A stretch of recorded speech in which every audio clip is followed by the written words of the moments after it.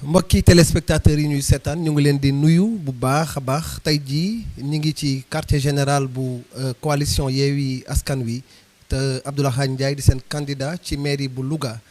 tey muy bis également bis bu spécial ndax dañuy def un grand entretien kan la ñuy dalal Abdoulaye Ndiaye ñan ñoo koy dalal la presse lougatoise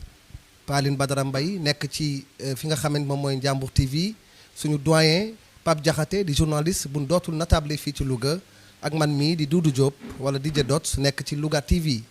waxtaan wi dafay jëm ci élection yu nu dëgmal xam ngeen ni coalition Yewwi Askan Wi coalition la boo xamante ni en tout cas jot nañu def lu baree bari surtout seen leader ki nga xamante ni moom la ñu mandaté mu war a nekk seen candidat ci mairie bu Louga muy Abdoulaye Ndiaye qui a sillonné pratiquement tout le monde entier Abdoulaye Ndiaye qui a sillonné également Louga ak li ko wër Sénégal lépp ngir jëriñ askanam muy fii ci Louga moo tax tey jii ñu am mbégte tey jii ànd ak moom ci Ndiambour TV ak ci Louga TV chaîne yi nga xamante ni moom ngeen préféré ngir waxtaan ak moom fii nga xamante ni moom mooy ci quartier général am balaa ñuy xuus ci waxtaan wi mbokk yi dañuy jox Pape Aline Badara Mbaye mi nga xamante ni moom mi ngi nekk ci Ndiambour TV di journaliste bu dootul natable fii ci Louga moom it mu nuyoo bu paree ñu jox suñu doyen ñun ñëpp muy Pape Diakhaté mu léemu jotaay bi ñuy door a jox nag Abdoulaye Ndiaye mi nga xamante ni tey jii moom moo waral jotaay bi parce que grand entretien dafa am solo dafa nekk événement boo xam ni wala moment boo xam ni le candidat dafay mën a exprimer wu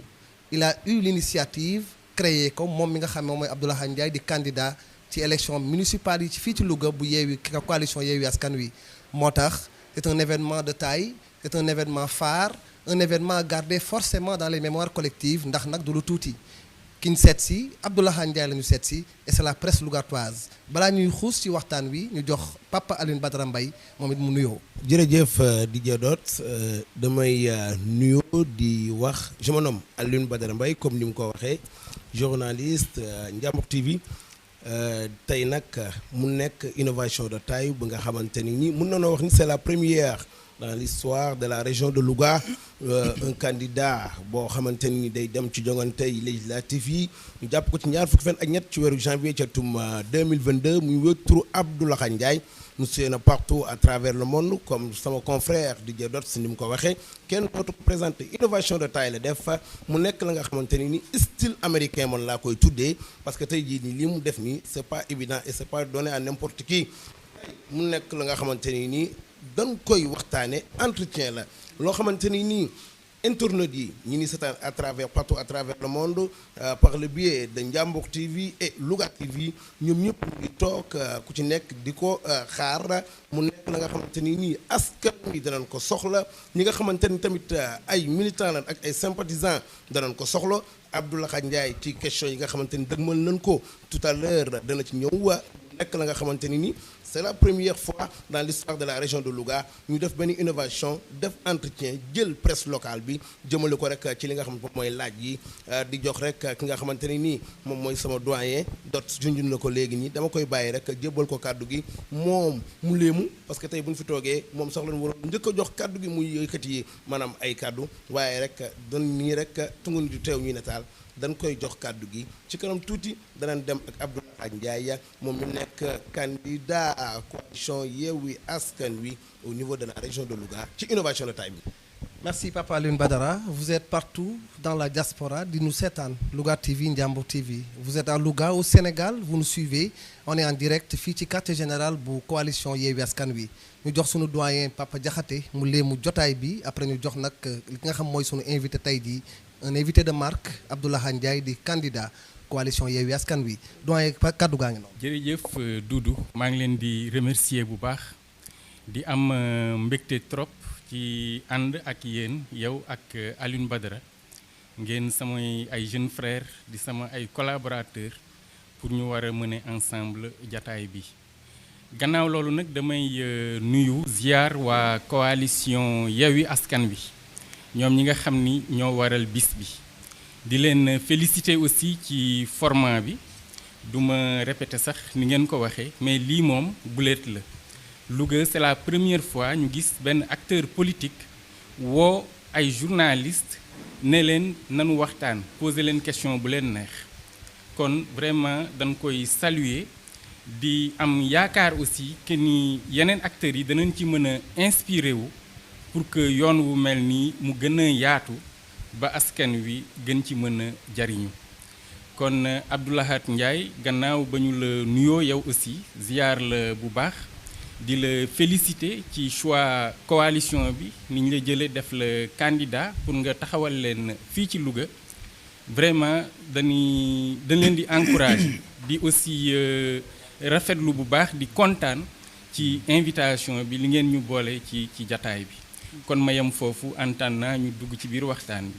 jërëjëf doyen Pape Diakhaté dañuy dugg directement ci waxtaan bi dañuy bàyyeek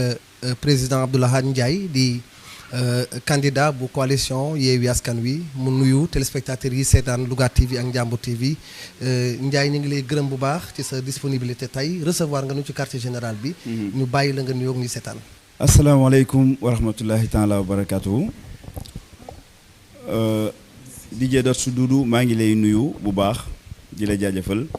di nuyu sa naataango yi nga nar a àndal liggéey bi Serigne Pape Diakhaté sama xarit ak aussi Alioune Badara Mbaye mu koy faral di tooñ naan ko yaay sama journaliste maa ngi leen di nuyu bu baax di nuyu assistance bi di nuyu aussi sunu kilifa yi nga xam ne si ñoo ngi ci assistance bi di nuyu aussi kilifa yi nga xam ne ñoom lañ bokkal coalition bi te ñëw nañ tey fekk jotaay bi Doudou laata may tàmbali danga may ma nuyu kilifa yi nga xam ni ñoom lañu nekkal fii ci dëkk bi wolof nag day wax ni ku lim juum waaye tey dinaa jéem a lim moo tax sax danaa ko liir sax xam naa ni s'il le faut waaye nag li tax ma bëgg a lim mooy kenn ku ne dama am ak yow relation particulière te kenn ku ne ma bëgg a ñëw ci loolu nuyoo bi dama koy tàmbalee ci ñi nga xam ne ñoom ñooy sunu dëkkandoo yi fii ndax quartier général boobu ngay wax ñoo ngi fii ci kër Baye Djili kër Maam Cheikh Mbaye cité Bagdad sunu QG bii kër Baye Djili lañ ko tuddee loolu xëy na après dinañ ci ñëw sax le pourquoi kon nuyoo bi dañ ciy jiital famille Maam Cheikh Mbaye bi yëpp di jël nuyoo bi di ko teg ci loxol xalif bi Serigne Sayer Mbaye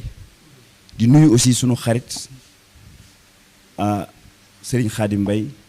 Maam Cheikh Mbaye Djili Maam Daouda et cetera waa kër Djili yëpp di nuyu famille murit yi nekk ci Louga gi yëpp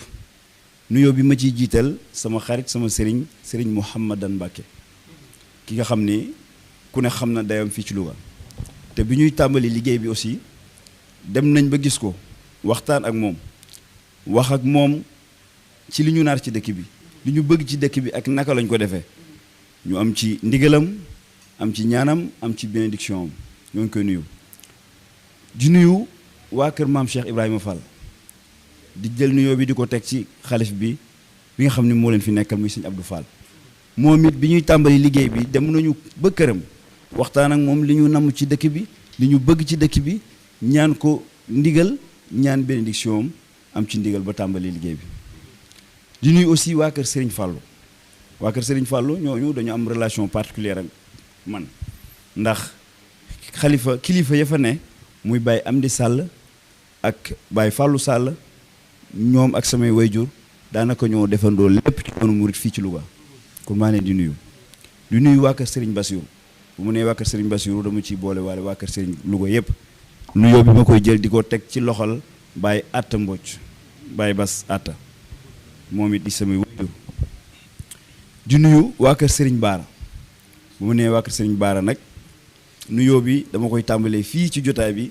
Serigne Mouhamad Mbacké mi nga xam ne ma ngi ci jotaay bi di sëtu Serigne Baara moom lay tàmbali nuyoo bi waaye it di jël nuyoo bi di ko jox di ko teg ci loxol sama xarit sama conseiller mën naa wax sama lépp muy sëñ Dan Amar sëñ Dan Amar Mbacké ku ne xam na taxawaayam ci dëkk bi maa ngi nuyu aussi waa kër sëñ Cheikh Mbacké Gaynde Fatma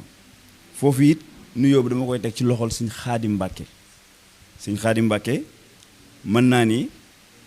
lu ma xam ci wàllu daayira fii ci Louga ci moom la ci loxoom la jaar ndax laataa muy toxu kër Serigne Louga bi mu dëkkee fële montagne lépp lu mu def ci wàllu daayira yaa na ko ñun ñoo ko yoroon ñun waa daayira Miftahu Saada di jëdoot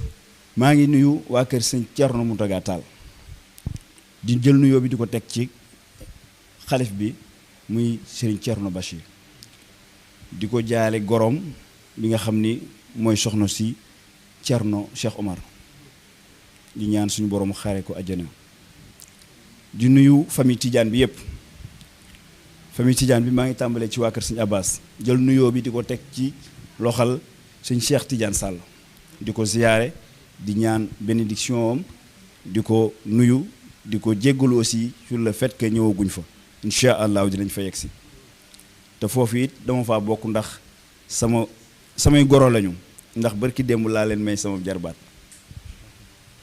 di nuyu waa kër soxna Astou waa kër soxna Astou xalif bi nuyoo bi dama koy teg ci loxal xalif bi Pape Amadou Sarr di nuyu particulièrement aussi sama xarit sama mag sëñ Ahmad Sarr sëñ Ahmad Sarr sama mag la montagne la ñu yaroo ñoo defandoo lépp foofa mu daan ànd ak samay mag moom it di sëriñ ci man di conseil ci man di lépp ci man di nuyu waa kër Seydi Jamil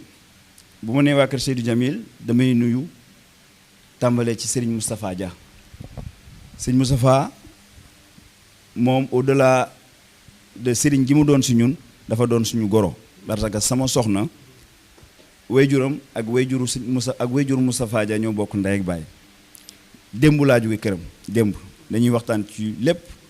daf may ñaanal daf may soutenir daf may conseiller daf may orienter ci lu bare bari maa ngi koy nuyu di nuyu aussi sëriñ Daouda Ka sëriñ Daouda moom it ba ñu nee bëreet fa la njëkk dem daanaka bokk na ci fi njëkk dem ndax li mu doon ci dëkk bi ak dayoom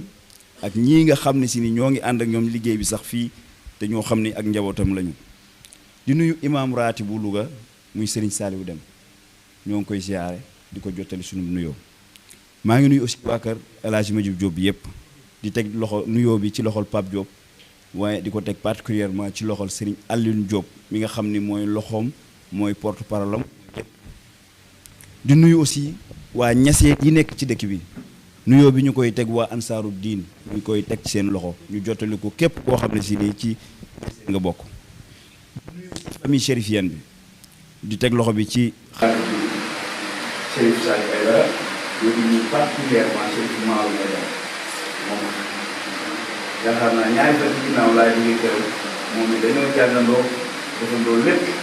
di sama conseil di sama lépp daanaka dañuy waxtaan ci lu bare bari rawatina li jëm ci politique bi fii ci Louga fàttewuma aussi waa jàngu bi muy famille chrétienne yi nekk fii ci biir Louga di jël nuyoo bi di ko teg ci loxol suñu mag suñu xarit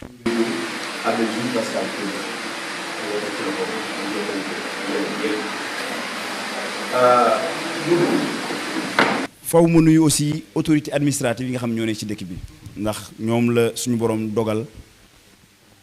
lépp tege seen loxo en tout cas le pouvoir temporel mu tege seen loxo donc maa ngi jiital nuyoo bi suñu gouverneur le gouverneur de la région muy El Hadji Bouya Amar maa ngi nuyu aussi monsieur le préfet maanaam sax madame Mariama Traoré moom it di suñu xarit di suñu morom aussi sax macha allah yal na ko yàlla gën a dëgëral di nuyu le président du conseil départemental Amadou Mbéri Silla xam naa su ma déggee sax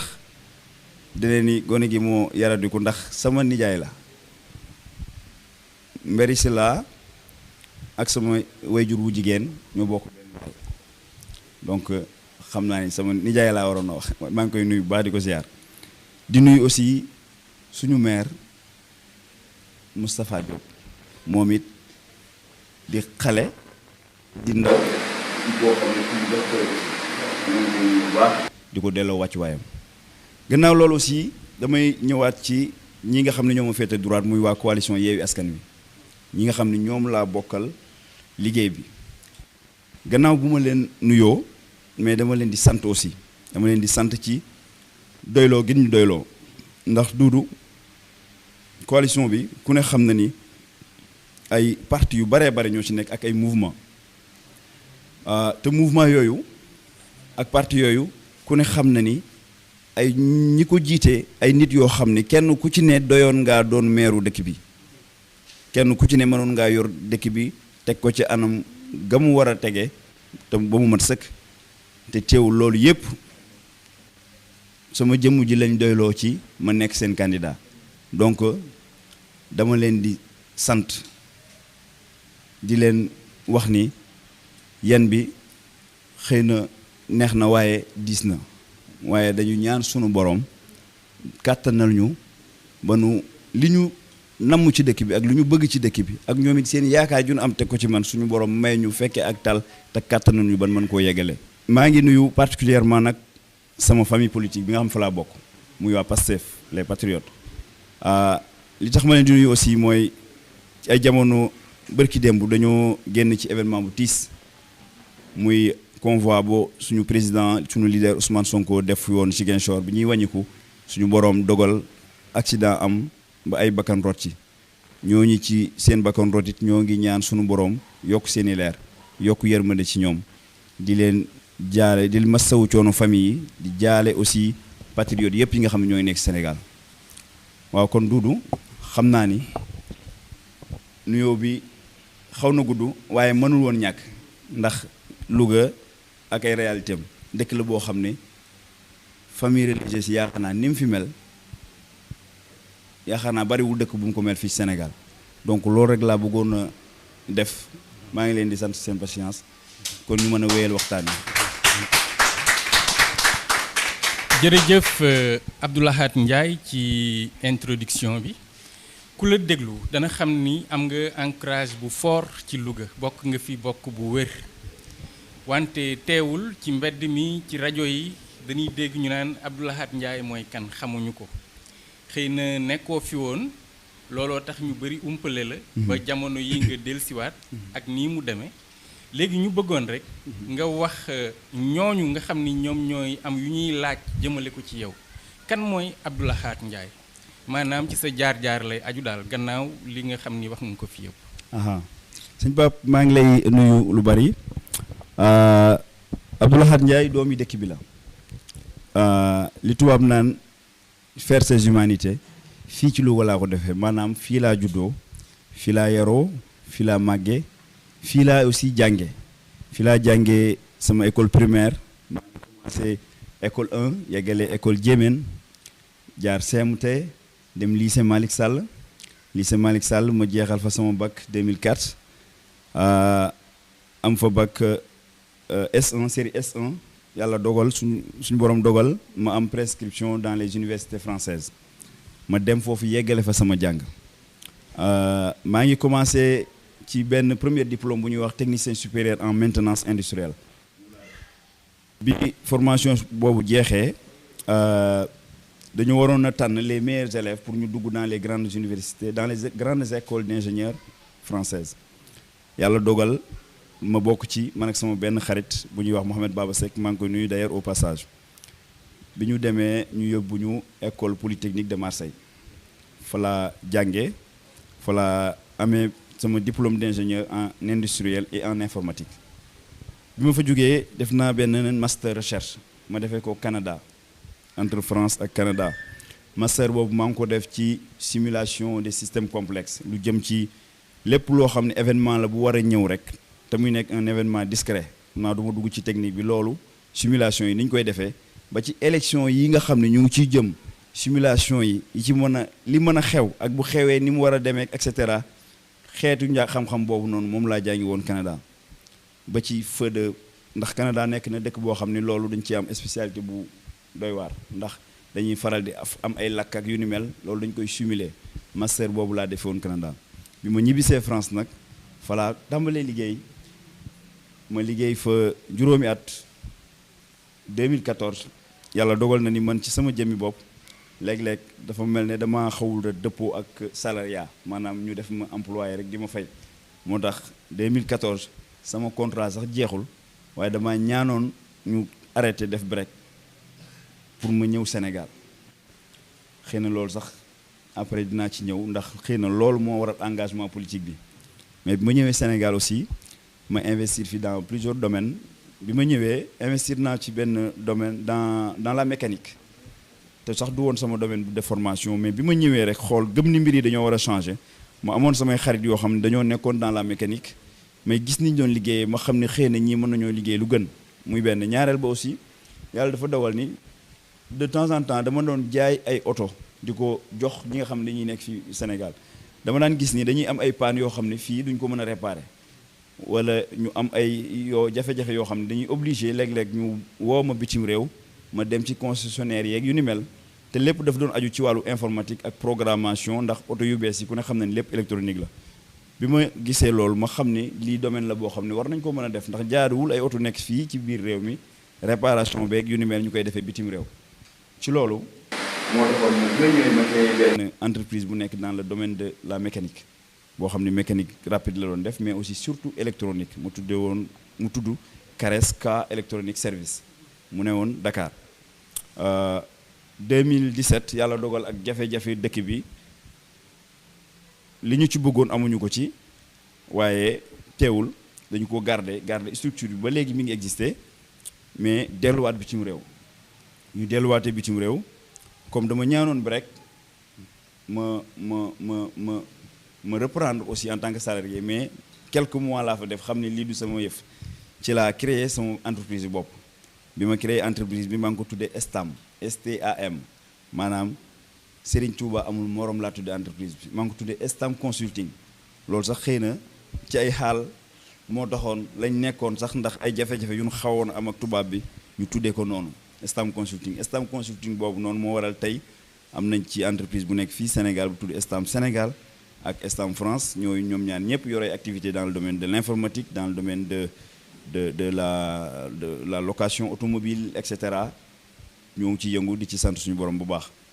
sëñ Pape xëy na loolu mooy ci gàttal rek suñu carrière bu ndaw ci wàllu xëy na formation ak ci wàllu liggéey professionnel mais bi may tàmbali dama ni ci dëkk bi laa dëkk di doomi dëkk bi loolu aussi xëy na fi ma ci ñëwaate mooy man dëkk bi damay faral di wax ni képp ku fi baax rek sama mbokk nga loolu nag xëy na waxi wolof la mais mën naa ni ñëpp samay mbokk lañu ndax maa ngi soqi ko diggante Kokki Njare ak Bofeen ci sama wàllu wayjur wu góor et ci sama wàllu wayjur wu jigéen mu ngi soqi koo jëleerlu Silla ndax Mbéri Silla mi may dégg ma koy tudd sànq di wax sama nijaay la baayam Joobe Silla ak sama maam bi jur sama yaay Xujja Silla ñoo bokk ndey ak baay ñoom ñaar Masamba Silla mi leen jur ak Mandumbe Silla ñoom ñoo sanc jëleerlu Silla ñoom it ñu bokk ci ñi njëkk a sanc fii ci sanc ba gii sama yaay man sanc ba la juddoo léeg-léeg sax sama gaay yu Pastef fii léeg-léeg bu ñuy xëccoo sax dama leen di faral di tooñ naan leen da ngeen may jaay mbiru booy sanc ba waaye man maa leen gën a bokk sanc ba ndax man sama yaay sax sanc ba la juddoo sama yaay na ma leen di tooñ naan leen moo leen gën a nekk booy jamono fuuf léeg-léeg bu ñuy tooñante voilà loolu mooy li nga xam ne mooy sama bokk ci biir dëkk bi fii li nga xam ne aussi peut-être mën naa ko leeral aussi mooy ci sama wayjur wu góor aussi diggante Njare ak Bofeen moom it ku ñuy wax maam Mademba Njaay nga xam ni moom moo amoon doom ju ñuy wax Njare bi Njare réeree bu mu koy wër ci la doon def dëkk bu mu dem bu laajtee bu ñëwee ko néew fii mu tudde ko Njare moo tax Njare yi bari Njare Waqe Njare ngi ngay dégg yépp kooku maam la si ñun ak ku ñuy wax Biram Yëmbu Njaay ñooñu suñu ay maam lañu ñoom it Njaajaa Njaay mooy seen maam ñu nga xam ni diggante Kokki Bofeen Caameen foofu yëpp samay mbokk fa ne ak moo tax ma ni Louga xëy na léeg-léeg damay wax ni bu ñu ko doon jaay kenn du mu cëppale donc ñi naan dëkk ci dëkk bi léeg-léeg xëy na wala Louga nag sama am na mag bu baax mu naan ma Louga ku fi ne xam nanu la waaye bu ne la xamuñu la rek dañ laa gisagul demal nga seeti nit ñi loolu la may wax jërëjëf. waaw leer na ku dégg parcours bi nga def xam nañ ni yow modèle nga pour la jeunesse d'aujourd'hui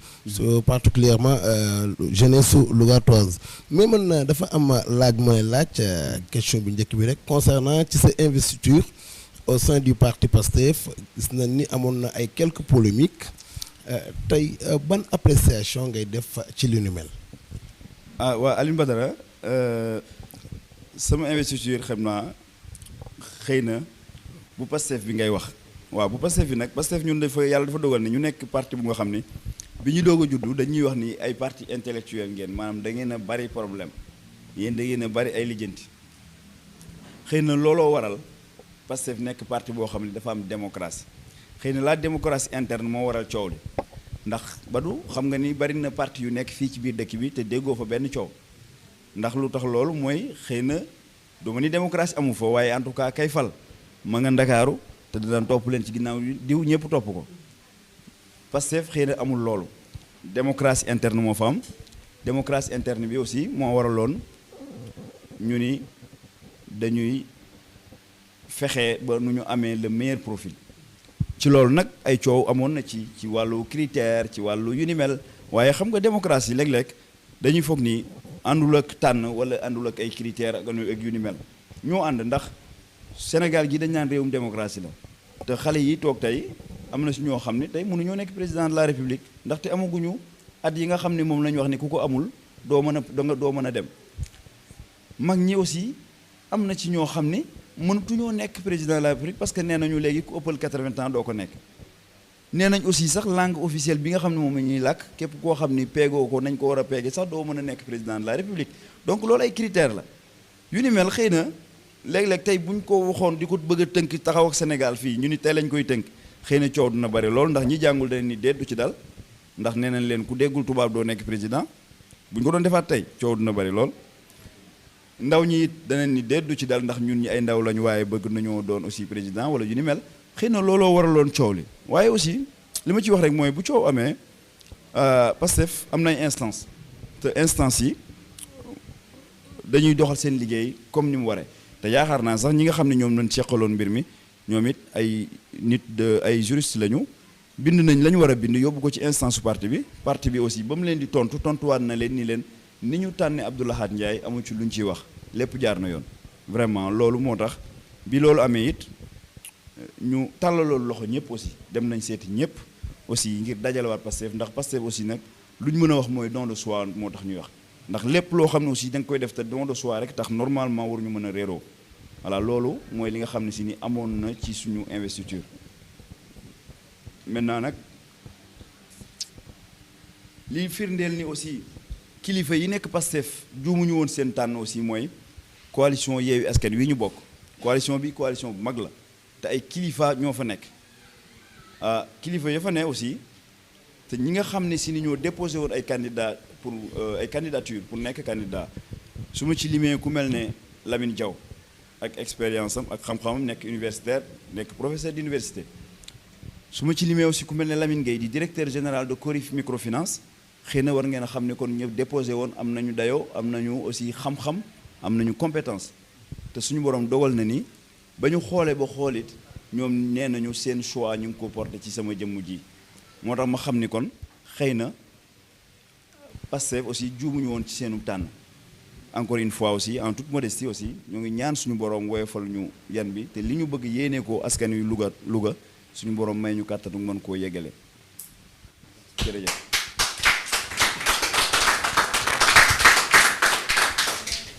voilà Abdou Lahad Ndiaye on rappelle que ni tey jii moom mooy ganu grand entretien di émission bi nga xam dañ ko yëkkati doyen Pape wax na ko sànq def naa ni dina war xëy na yeneen politique yi xëy na def ko ndax baptême de feu bi jàpp naa ni am na solo ndax moom ñu fàttali ni moom mooy leader wala candidat bu coalition Yewwi Askan Wi ci élection municipale yi ñu jëm janvier 2022 justement monsieur Ndiaye defe naa ni investir na la ci coalition boobu nga xam ni coalition bu mag la nekk Yewwi Askan Wi wax nga léegi ñi fi ne ñi ko recomposé woon Lamine Diaw Lamine Gueye bu Cori microfinance tey jii nan ngeen nan ma defee campagne ci Louga ndax xam na ni xëy na Louga campagne fi war nga am ay moyens ñan ñooy seen ay partenaires ci loolu ndax en tout cas taxaw ngeen tey jii pour def campagne boo xamante ni xëy na di ngeen mën a daggan baat askan wi passer le message que vous voulez passer surtout. waaw loolu su ma lay sant ci laaj bi Louga dafa nekk dëkk bu xaw a particulier ndax yàlla dogal na xëy na candidat yu mag yi ñu fiy dégg mooy ki mooy nuyu sànq mooy sunu maire ministre maire Moustapha Diop ak aussi Mamadou Mamour Diallo yàlla dogal na ni Doudou dañoo tàmm xeetu politique boo xam ni yaakaar naa mooy waral laaj yu mel ni ñu koy laaj ndax normalement dëkk bu doy ni Louga campagne bi warul woon a mën a sax coûter 5 wala 10 millions normalement war foo mën a yegg waaye bu demee ba naan dëkk bi pour nga campagne fi il faut nga yor ay milliards mooy am na lu ci rax loo xam ne si ni jaaduwul xam nga dama jàpp ni dañoo war a dépasser politique alimentaire bi ñuy def nga xam ni daanaka au-delà de ñaawaay bi mu ñaaw sax dafay tax dëgg-dëgg candidat yu nga xam ni mel nañ ni man xëy na ak ñeneen ñu nga xam ne si ni ay candidat lañu xëy na dëgg-dëgg waa Louga du ñu xam dëgg-dëgg seen dayo wala seen programme ak li ñu am ak li ñu indaale moo tax ñun compté wuñu ci vraiment joxe ab xaalis moo tax yaakaar naa ni campagne bi ni mu ware ak képp ku ñu war a dégg ak képp ku war a xam suñu programme da nga ko xam ndax danañu ànd nañoo ndaw ñoo xam ni dañoo njaxlaf ndax tey composition Yewwi Askan Wi waxuma ko sax waaye su ma ko waxoon da ngeen dégg xëy na après dinañ ci dikk da ngeen dégg parti yi nga xam ne ku leen dégg xam ni ay ndaw lant ay ndaw ñu njaxlaf ñoo fa nekk ñooñu tey ji dañoo prêt pour dugg ci biir dëkk bi dox ak seeni tànk jël seeni moyens bopp ñoom si seen bopp ngir fas yéene xamal lugaatuwaay yi seen candidat Abdou Lahad Ndiaye lan la leen indil loolu xëy na dina laaj tuuti moyen waaye li muy laaj bariwul ñun nag yàlla dogal na ni suñu alal sax bariwul waaye dëkk bi jaral nañu lépp loo xam ne seeni suñu borom dogal nañ yor nañ ko yéene nañ koo def ci campagne bi incha allah loolu benn moyen la boo xam ne mën nañ koo wax beneen moyen bi nga xam aussi mën nañ ko wax muy suñuy partenaire te suñuy partenaire ñi ci jiitu aussi mooy la diaspora ndax bi ñuy tàmbali def nañ le tour de la diaspora def nañu ndax dama doon wax waa diaspora ni leen bëgguma dem benn yoon télé di wax ni maay candidat de la diaspora wala man maa leen di waxal ngeen ni diw sàngam gisuñu ko woon moo tax def naa le maximum li ma mën ci dëkk bu ne ci grande ville yu nekk biir Europe ma dem fa rencontrer diaspora lougatoise ba fa nekk wax ak ñoom wax leen may kan wax leen sama programme te aussi ñoom it en retour dig nañ ñu jàppale boo xam ne fas yéene ñu ko jàppale ñu fàttali aussi ni fàttali aussi ni Yewwi Askan Wi parti yu ko composé su ma leen doon lim PUR Taxawu Sénégal Pastef les Patriotes Bës du Ñakk Grand Parti FSD/BJ AMS bu Lamine Gueye bi ma doon wax sànq le mouvement fatal de Soxna Amy Seye ànd sàmm jikko yi ak mouvement bu nga xam ni moom la ñuy wax VED Vision pour l'éthique et le développement ñooñu dañoo am benn particularité boo xam ne tey bu ñu ko doon xool danañ ci gis lu yéeme ndax PUR ku ne xam na kan mooy seen kilifa ak ci lan mooy seen ADN Bës du Ñakk aussi ku ne xam na kan mooy seen kilifa te ak lan mooy seen ADN Pastef moom ma tudd di wax ndax ñoom don de soi lañ wax kenn mus daanaka Ousmane Sonko alalam du ci dem alalu candidat yi du ci dem nit ñi ñooy defal seen bopp Grand Parti FSD/BJ ànd sàmm jikko yi nga xam ne mouvement lañu yoo xam ne tey seen particularité mooy xeex bépp boo xam ne mas nañu ko xeex fii ci dëkk bi mu jëm ci wàllu valeur ak éducation ak lu jëm ci diine ak yar ak teggin ñoom ñoo ko doon xeex fii ci dëkk bi te seen particularité mooy éthique boobu ñuy wax ñoom aussi mën nañ fi ay combat yoo xam ne xëy na après mën nañ ci ñëw mais lu ma bëgg a signaler foofu rek mooy particularité ñi composé Yewwi Askan Wi muy ay parti yoo xam ne daanaka mën nañu wax don de soi bi ñu nekk ci Pastef moo ne foofu ndax boobaak léegi ba ñu commencé fii nga xam ne mooy suñu quartier général lu waay am indi d'ailleurs bi ñuy def suñu première réunion commission bi ñu ne candidat bi dafa war a indi nangam loolu defoon na ay débat ay fan mag ñi nga xam ne ñooy la conférence des leaders dañu ni kenn du sas kenn dara lu waay am na ko indi ndax don de soi la ñuy def fii te loolu boobaak léegi amuñu ci benn njàqare amuñu ci benn jaaxle ndax boobaak léegi bépp soxla boo xam ne am nañ ko mi ngi faju te yaakaaruñu xaalisu bu ñu liggéeyul yaakaaruñu xaalisu keneen ku ñuy financé ci biti wala koo xam ne si def ñuy chantage ëllëg ci bu ñu xam ne si jël nañu maire bi donc moo tax ma am yaakaar ni fas yéene nañoo campagne comme ni ko ñeneen ñi defee fas yéene nañoo suñu message ak suñu programme ak li nga xam ne mooy suñu vision bépp Lougatois dégg ko mu yegg ci sa nopp fas nañu ci def lu ñu mën mais aussi yaakaar naa ni kenn du ñu gën le campagne kenn du ñu gën a riche le campagne te aussi kenn du ni Yewwi Askan Wi campagne yu ñu jërëjëf.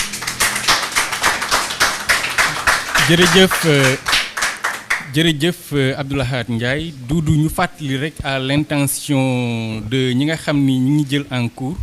que ni jataay bi édition spéciale la ñu duppe ko le grand entretien. Abdou Lahad Ndiaye di candidat coalition Yewwi Askan Wi pour la mairie de Louga dalaloon Alioune Badara Mbaye bu Njàmbur TV Doudou Diop bu Louga TV ak Pape Diakhaté kon Abdou Lahad pour ñu gën a wéy ci laaj yi lan moo tax Moustapha Diop ñu war koo jële ci bopp maire Louga ak lan moo tax Mamour Diallo waragul a mën a falu ci Louga. waaw jërëjëf sëñ Pape laaj bi moom xam naa ni tontu ci dina yomb ndax suñu engagé woo ni jàpp ni ñooy le meilleur profil jàpp aussi ni ñun la waa Louga war a wóolu yaakaar naa ni loolu moom évidence la si ñun jàpp nañu ni ñooñu moom dañ fee war a jóge mais nag pour leeral lan moo tax ñu war fee jógee damay wax ni jàpp naa ni ñaar ñi ngi ma laaj d'ailleurs sax xam naa ni lu tax nga laaj ma ñaar ñooñu te laajoo ma ñi ci des xëy na aussi dafa bokk ci liggéey bi nga xam ne si ni ñoom réussir nañ ko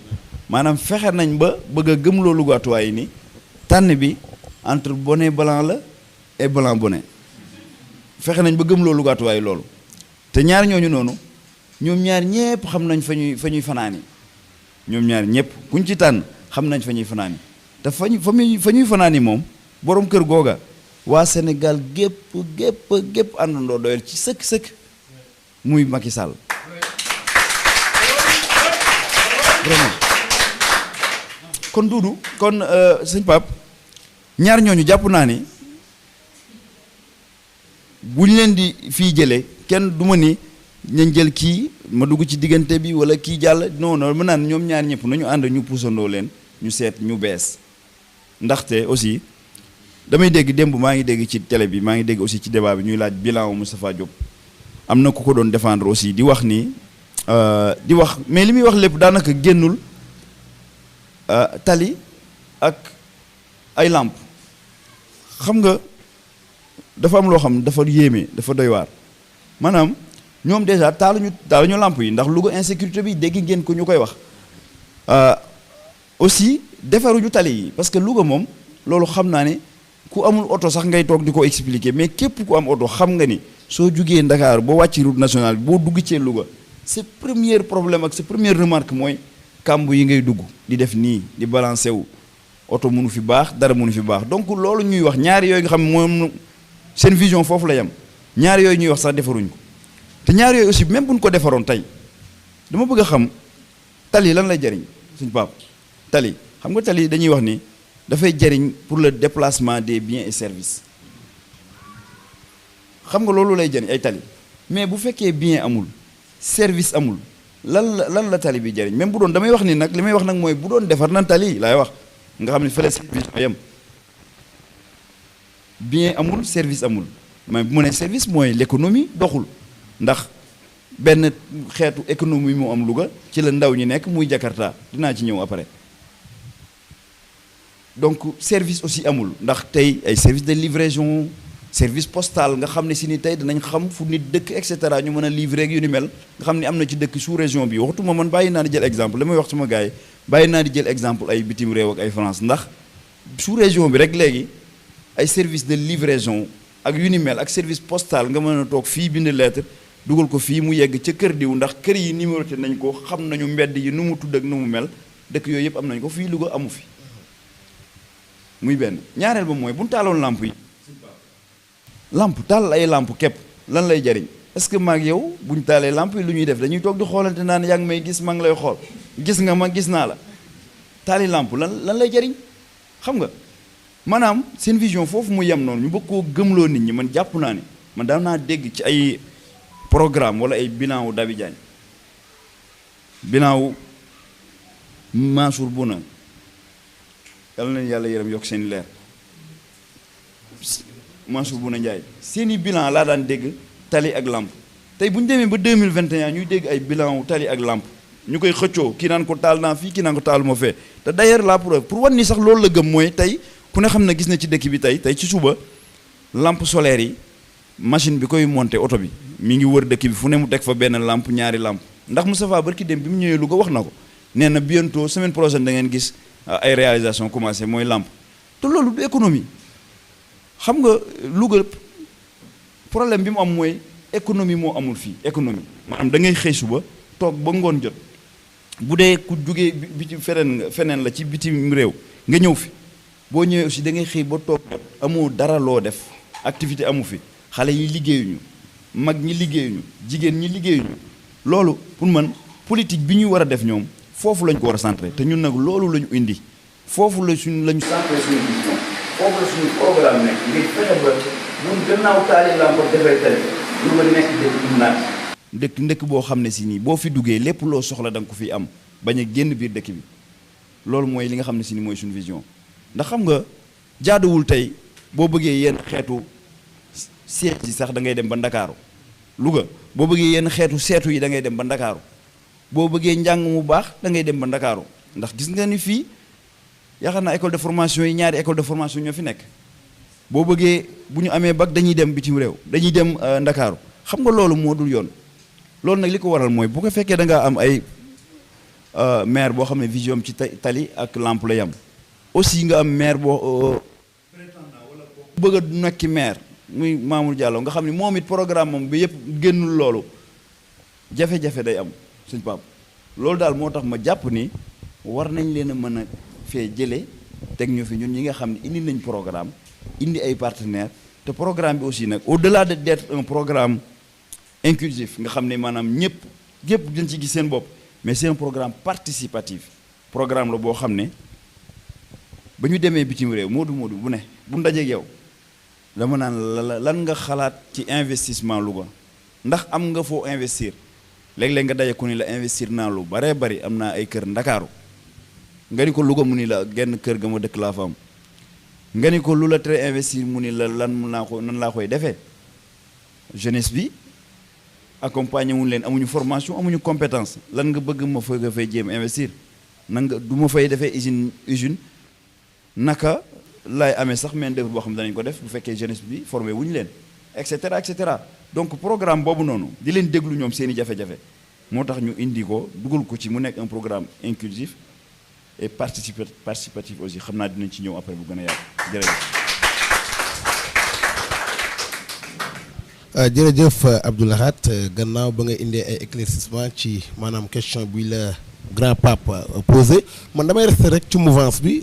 yem Louga gis na Louga toit yu bari ñoom dañuy ñaawlu li nga xamante ni rek moom mooy ñàkk teewaayu le ministre maire Moustapha Diop moom mi nga doon wax tout à l'heure maanaam absence am dafa bari fii lool ci biir diwaanu Louga ba sax ñu bari tamit yow jàppale comme un immigré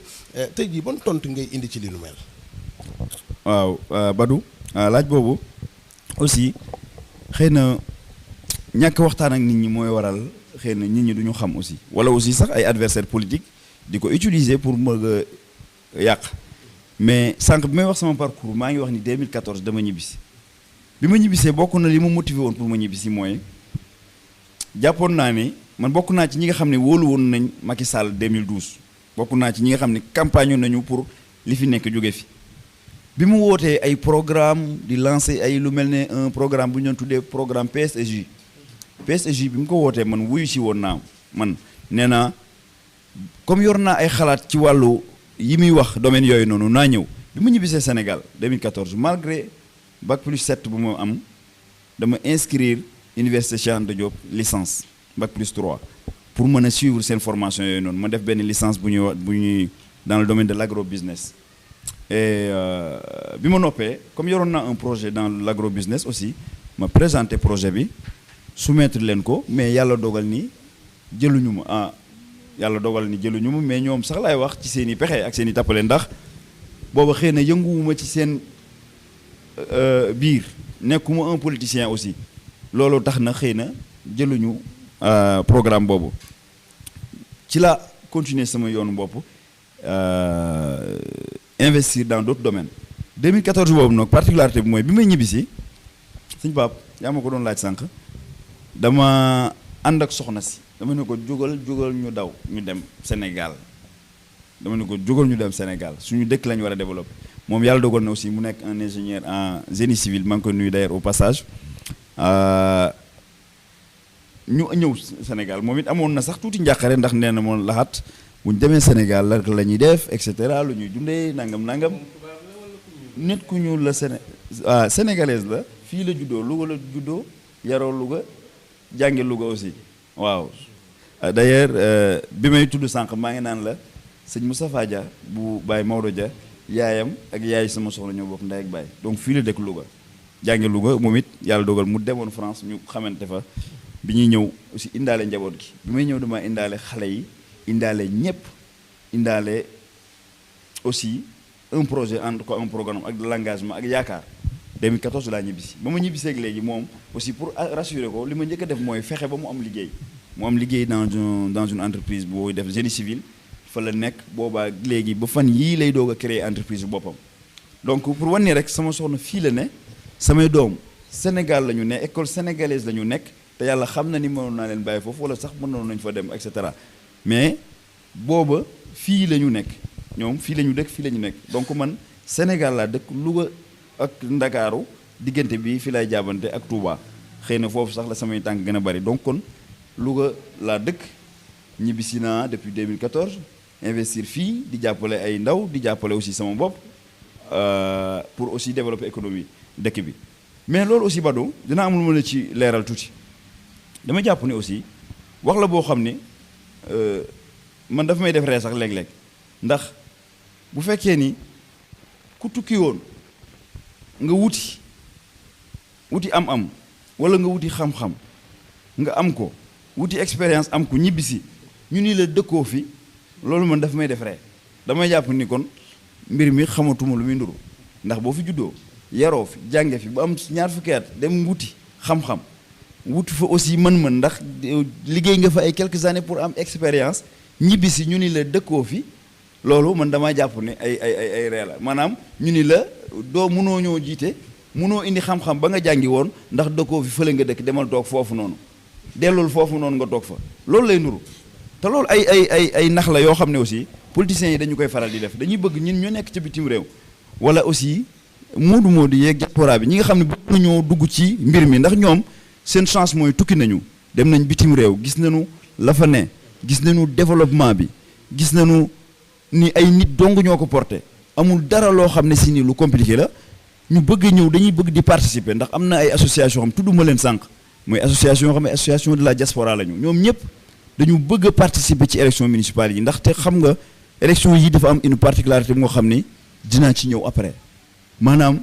2014 2013 bi ñu defee acte 3 de la décentralisation daanaka suñu dëkk yii ñu nekkee nii ay mën nañoo ko jàppe ay réew yu ndaw lañ ndax dañoo jël ay compétences yoo xam ne si ni état bi moo ko yoroon di ko def ñu wàccee ko au niveau des collectivités bu ñu ko fi wàccee ça veut dire quoi ça veut dire que ni tey dëkk am nga droit dem wuti ay partenaires privés dem nga droit wuti ay partenaires international pour mën a liggéey ak ñoom. mu mën a indi ci sa dëkk te doo jaar ci gouvernement bi wala ngay jaar mu lay indil ay jafe-jafe moo tax élection yii nii ñu fas yéene cee boole ñëpp rawatina waa diaspora donc kon Badou tontu boobu loolaa ci tontu aussi moo wax exemple benn bi mooy joxe mooy suñu référence nga xam ne moom lañ tuddee suñu quartier général bi muy Baye Djili Mbaye Baye Djili Mbaye xam nga ni bu fi néewloonu wàllu ñaaw mën nañu wax loolu wala njàmbur ñaaw la ñuy wax su fi néewloon njàmbur ñaaw ndax lépp loo xam ne si ni infrastructure publique la mu wax fi def te ku wuti woon la xëy na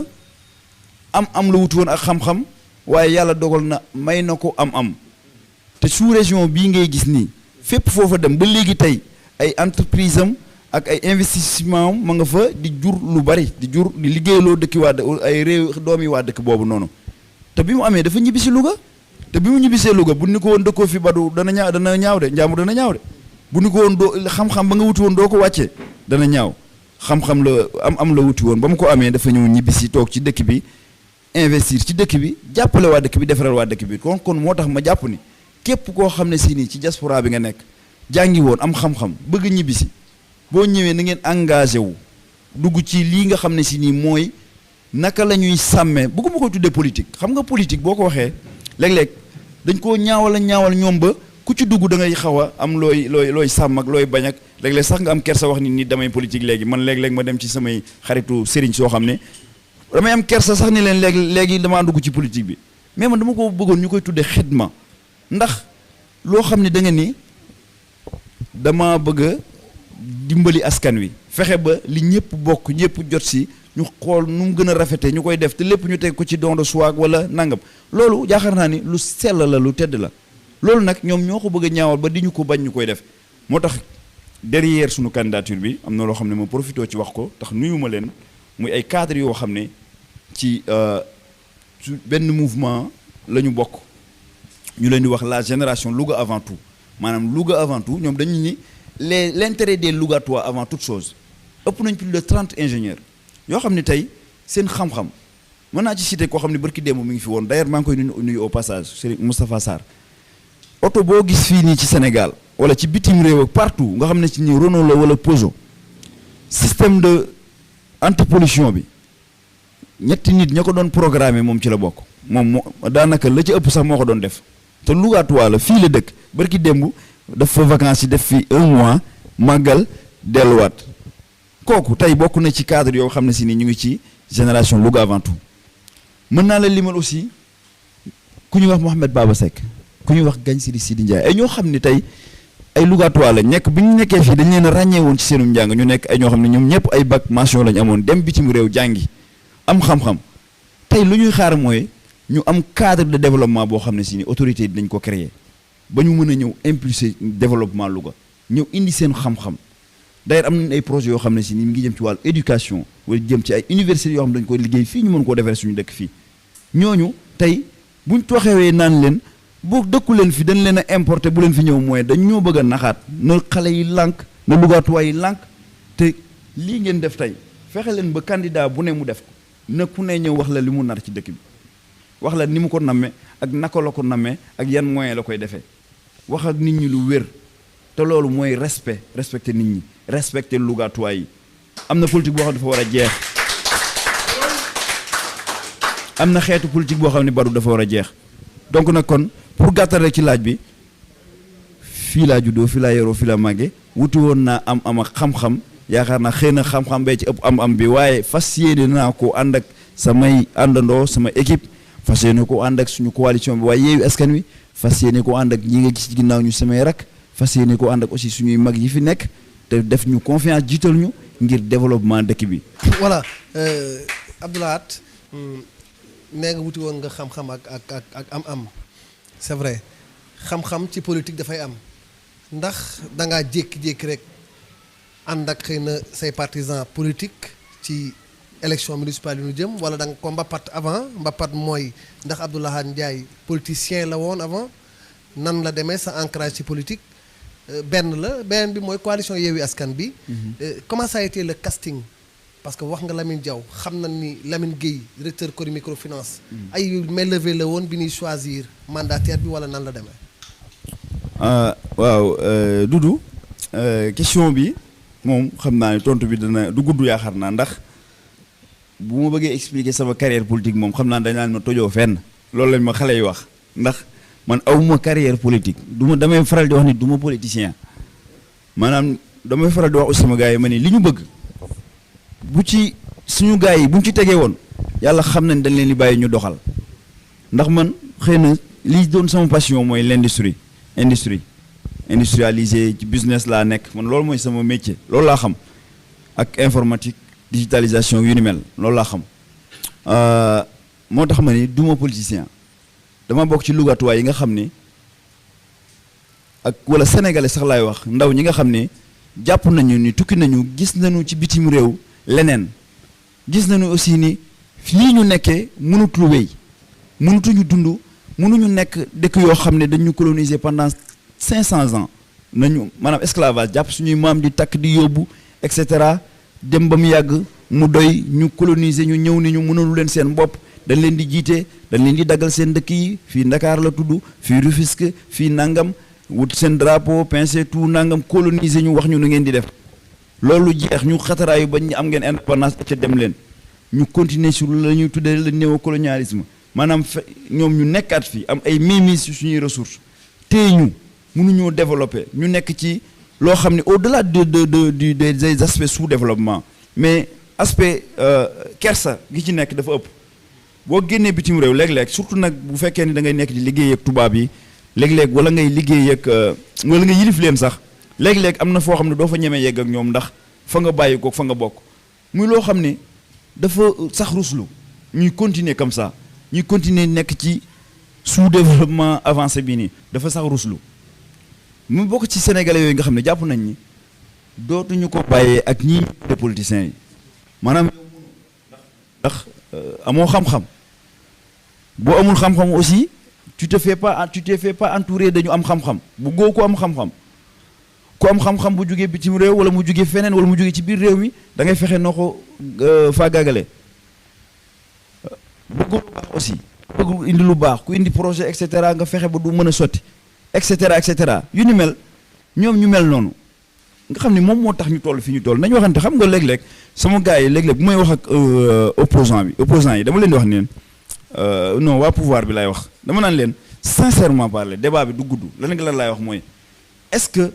li nga am lépp li nga bëgg lépp am nga ko est-ce que vraiment Louga fii nii yaa ngi boo feebaree da nga faju correctement est-ce que boo jaaxalee doo dem Ndakaaru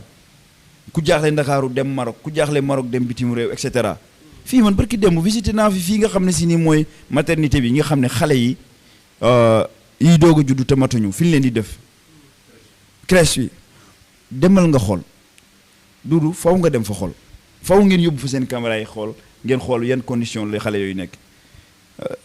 sage-femme bi dafa mu ni ma ñii de dañ leen di jàll nii waaye boo fi ñëwaatee ëllëg daanaka genn wàll gépp dañuy faatu maanaam mu nekk loo xam ne si ni décence mayeetu ko mënatuñu continuer xam nga un moment donné mënatuñu continuer di sabaru di tëgg di fecc di caaxaan di maye xaalis mel ne tout va bien alors que la population ñu ngi ci naqar woo xam ne ak métit woo xam ne jéggi na dayoo loolu nekk kersa boo xam ne si ni tey ay jàngoro xam nga boo waxee ñu ni la sibiru yooyee koy indi ak ndox mi bitim réew ñoo ñu ëpp ndox ñoo ñu ëpp ay garab te xeex jàngoro yooyu jugee na fa dañu koy def suñuy moroom lañu ñoo jàngandoo xam et cetera ñoo nekk ci instance yi parce que dañuy respecter li ñu war a def respecter procédures yi liggéey et cetera investir maanaam amul ay tappale amul ay lekk xaalis amul dara et cetera xam nga loolu moo tax duudu sama classe gi bàyyi li ñu doon def arrêté ni c'est bon on va arrêter xam nga tey bu mu amee benn message boo xam ne bëgg naa tey ku fi dem yóbbaale ko wala sax ñi nga xam ne ñoom ñi ngi ñuy déglu waa pouvoir bi su ma amee benn wax boo xam ne si ni ñoom mën nañ koo jàpp nga xam ne buñ ko déggee ci wax ji mën nañoo fay seen télé te pare ci wax ji mooy rien ne sera comme avant maanaam dara dootu mel comme loolu buñ ko déggee ku ko ci dégg ci ñoom mën ngaa fay sa télé xam ne waxuma fi lu gën a rëy loolu waxuma fi lu jar a gën a waaj loolu ku ko dégg mën ngaa dem loolu la am la may wax ndax xam nga lu tax gàcce gi dafa ëpp ndax dañuy wax ñu baax ñu ma fi tudd dégg nga leen ku tedd gi sëriñ bi Cheikh Sëriñ Alaaji Malick maanaam dayo bi ñu am nga xam ne ay intellectuels yoo xam ne si ni xalaat nañu ci lépp sànq fii bi may wax nii maa ngi wax naan politique bëgguma woon ñu tuddee ko politique xidma laa bëggoon ñu tuddee ko xidma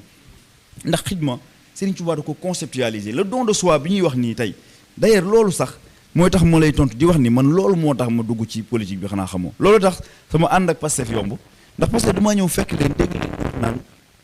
don de soi pour la patrie def te yàlla tax loolu man xëy na bi may wax sama kër fa laa jóge man Hizbut Tarqiyyah laa jóge fa laa jàngee bi ma fa jógee dem di jàngale en même temps école ba dem bitim réew Hizbut Tarqiyyah googu noonu dañu fay doon jàngale la conception politique de Cheikh Ahmadou Bamba di wax li ñuy waxal xidma maanaam xidma mooy def te yàlla tax sëriñ bi dañuy wax ni moom dafa ni moom ñaari tur rek la am mooy Abdoulaye wa Xaadimu Rasul Xaadimu Rasul mooy def ci nit ñi te yàlla tax loolu man sama ADN la bokk loolu bu ma ko déggee ci benn parti politique ñu koy wax mu mel ni ñuy wax Pastef ñuy wax waxu fraternité di wax éthique nga xam ne éthique ci biir jom ngor moral et cetera moo ci ne dama ni sama gaa yaa ngi nii kii moom yaakaar naa Pastef baat bi yaakaar naa sax du nen maa ngi jégalu nag di tudd lu bari Pastef waaye foofu laa bokk man foofu mooy ñooy sama parti politique ñooñu aussi loolu moo ma boole ak ñoom te aussi bi ma ci engagé wu dootu toujours nekkuma politicien dama gis Ousmane Sonko même bi ma ñëwee 2015 daje na ak moom waxtaan ak moom et cetera teewul maa ngi koy bàyyi xel waaye boobu léegi engagé wu ma woon mais bi ma demee toogaat benn jamono dégg ni ñu ngi koy yóbbu ci conseil de discipline et cetera pour waaj koo faagaagal war koo dàq guddi gi nga xam ne si nii def nañ décret bi yaakaar naa le 27 xaw ma le 26 août 2016 lay doon boor yooyu bi ñu defee décret bi ci guddi googu noonu bi ma ko liiree dama tëb ci lal bi ma toogoon ma ni non lii mënul nekk vraiment nii amuñu lu ñu bañ ci guddi googu ci saa si ma créé benn compte Litchi benn compte boo xam ne dañ ciy def xaalis tiir jàppale nit ma créé ko pour jàppale président Ousmane Sonko nii kii ku ñu war a jàppale la kii aussi ku ñu war a déglu la ndax wax dëgg ak aussi dénoncer li nga xam ne doxul nga xam ne ñun ñëpp xam nañ ñu doxul bu fekkee taxee ñu dàq la sacrifier sa carrière amatuloo salaire amatuloo carrière amatuloo sa liggéey bi nga xam ne si nii ba nga koy am aussi gouvernement mayuloo ko dépôt de dossier mayuloo ko da nga def concours bi nga xam ne moo nekk concours yi gën a jafe ci dëkk bi nga am ko ñu xëy suba ni la dañu lay dàq comme ça ma ni loolu metti ma créé compte boobu noonu ni lu waaye am def ci ma def ci 50 euros je me rappelle guddi googu noonu bi ma ko defee le lendemain waa Pastef fii ndeysaan maa ngi nuyu bu baax sëñ Aboubacar pur la bokk kooku xëy na yàlla moo dogal tey ñu àndaat pur la bokk moom moo gis lien bi bind ma ci Facebook ni ma li ngay def de lu baax la vraiment mais bëggoon naa nga ànd koog waa Pastef fi ndax xam naa leen boole maa ku ñuy wax ci Ahmed Tidiane Sall à l'époque moo doon coordinateur Pastef France mooy wax ak ñoom ñu jël li ñu doon def boole ko jàppale président Ousmane Sonko ma continuer di ko suivre di ko topp ci bis boobu daal bi mu gars yi ni ma aussi da ngaa war a ñëw bokk Pastef ma ni leen dina ànd ak yéen waaye du ma politique ndax man du ma politicien yàlla xam na loolu laa leen wax du ma jël benn responsabilité mais boo duggee nag xëy na la lay poussé ba tax ngay jël responsabilité leneen lay doon ndax boo duggee aussi da ngay gis ndaw ñoo xam ne dañoo bëgg seen réew ndaw ñoo xam ne dañuy sacrifier pour réew mi dañuy am xam-xam aussi lépp bu def ko ci dëkk bi ci looloo tax ma engagé wu ma ni ñii nag duñ ma gën a gore dëggal sama bopp jot na jënd carte de membre bokk Pastef bi ma ci bokkee bari na ay responsabilités yoo xam ne amoon naa ko te kenn tabbu ma ko woon ndax programme officiel Ousmane Sonko 2019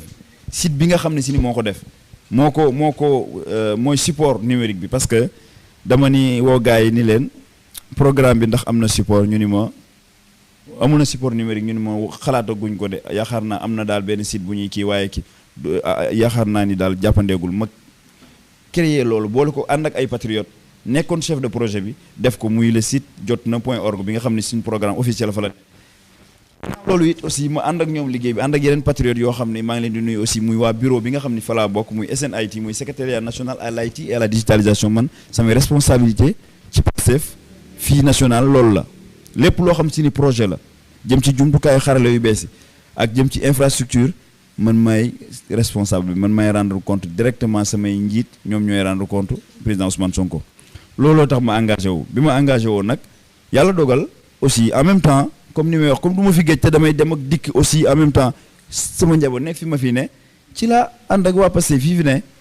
ci mën naa ciy citer sama coordinateur départemental Aliou Fall sama coordinateur communal Ndiak Sarr ak samay xarit yoo xam ne ci biir lañ nekkoon mën naa ciy citer Ba Moussa Sy Boiro ñooñu bokk na ci ñi nga xam ne ñoom laa njëkk a jege ñoom Abbas waxtaan ak ñoom au fur et à mesure ñuy wax koo ci waxal rek wax ko aussi programme ak sa bëgg-bëgg daanaka naturellement comme patriotisme bi ne ci ñoom yàlla xam na ni dañ naan la laat doxalal ñu dem amul ay yow lañu kii yéen amul nangam dañ naan la doxalal ñu dem vraiment mën nañu ànd ak yow ñu ànd ak man ci looloo indi sama engagement patriotique looloo indi aussi ma ñëw ba yegg si fii kon nag xam naa ni ñu ma ko neewoon naa du gudd ndax toju ma fenn waaye Pastef rek laa xam mooy sama parti politique ci laa ne ba yàlla dogal nag tey ñu ànd ak ay parti yu am valeur yoo xam ne si ñoom la nekk ci coalition Yewwi Askan Wi nag bëgg naa ku ne xàmmee ko ku ne gis ko xam ne mooy coalition bi nga xam ne moom fas yéene Yewwi Askan Wi loolu xëy na après dinaa ci dikk lan moo waral baat bi lan moo waral Yewwi Askan Wi lan moo waral ñu tënke ko noonu incha allah jërëjëf